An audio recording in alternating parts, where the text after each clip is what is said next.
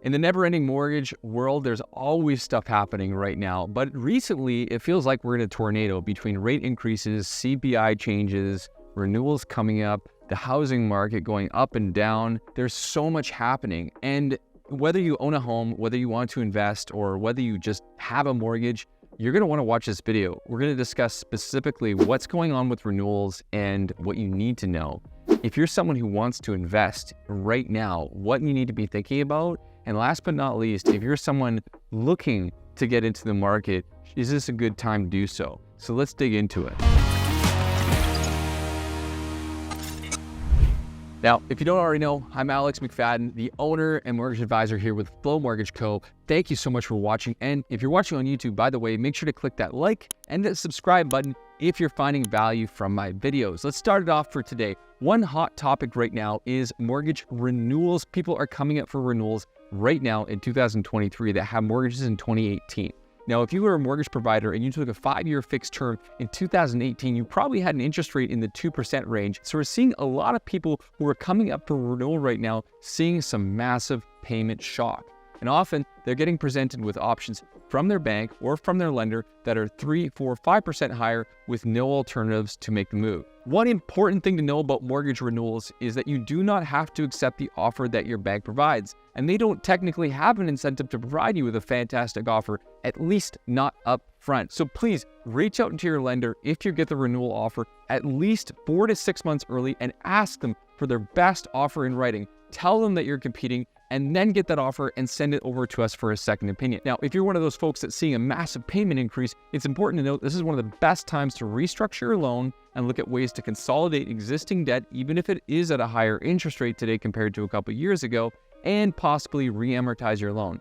Now, this doesn't have to be forever. It can be for a short period of time and provide you with the payment security while you have your loan. Now, the second hot topic right now, believe it or not, is people actually reaching out to say, hey, is it a good time to invest right now? I have some money available or I've been saving. Again, this isn't for everyone, but I am thinking about investing in the current market because it's the summer and it's slowed down right now. Well, the reality is there's always a good opportunity to invest in certain markets. You just need to do your due diligence. Now more than ever, you need to understand a few things about real estate investing. Number one, you need to know how to work your numbers. What does a property look like over the next 1, 3, and 5 years? What is your cash flow situation? Do you have a buffer available in case the market shifts? What does it look like for rental values if you increase the property value of the property that you're buying? Now, if you're looking to invest in real estate right now, I would look in locations or areas which are seeing a little bit of a turn down. Now, there's some specific circumstances depending on where you live, so if you want some more specific feedback,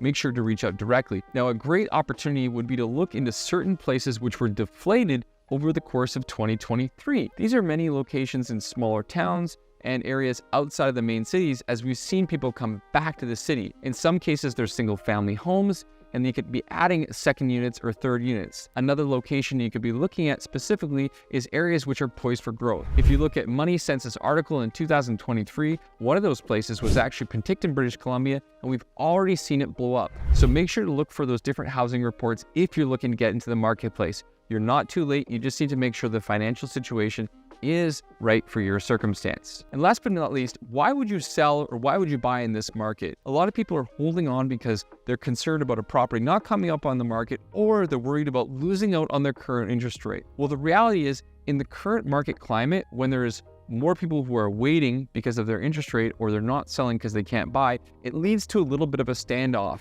And if you're the type of person that can be an action taker, you can sift through old listings, you could look at dated listings on the marketplace, or you can even ask your real estate agent to start knocking on doors in areas that you're looking for. This could be a great opportunity to buy back into the marketplace before things pick back up again. Now, typically things will pick back up when we see interest rates remain flat or we see them decline. The challenge is we don't know when that could be. It could be in 3 months, 6 months, 18 months, or 12 months. But at the end of the day, we know there is a unique opportunity for the borrower who is well qualified and able to deal with the higher cost of living at this point right now. So if you'd like to save some money on the value of the home, this could be a good opportunity. In addition to that, for people entering the market, the only challenge that we're seeing is, of course, the high qualifying rate. But for many folks, they can overcome that by adding a co-applicant or a co-signer or co-buying, which could allow you to get into the market now and build that equity in a few years' time once the market starts to turn back up again. Now, if you're interested in anything I talked about today and you want to get into more value,